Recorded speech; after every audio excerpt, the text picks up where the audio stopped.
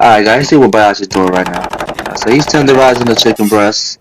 He's gonna cut it in half. He's gonna pound it flat. Season with salt and pepper. Beautiful. He's gonna make some breadcrumbs right now. Okay. So basically he's gonna make 2 chicken cutlets. Looks great. Alright. Wow, beautiful color. Got some ground meat, some onions, beautiful chops. Alright. Salt, pepper. Looks like some cheese cubes. Meatballs. Beautiful. Alright. Nice sauce.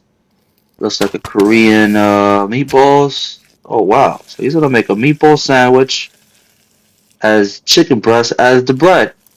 Wow. It looks good, guys. Looks good, looks cheesy. But the only problem is it just has a lot of grease. But I don't know, I approve. Looks good. Looks tasteful and flavorful though. Nice. Different.